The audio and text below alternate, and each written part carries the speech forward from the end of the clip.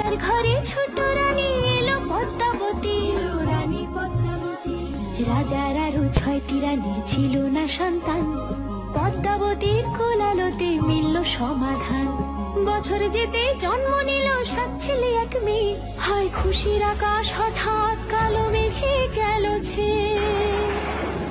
হিংসেতে যায় জ্বলে পুড়ে বাকি 6টি রানী, যুক্তি করে ঘটায় ওরা 7 কুমারের হানি।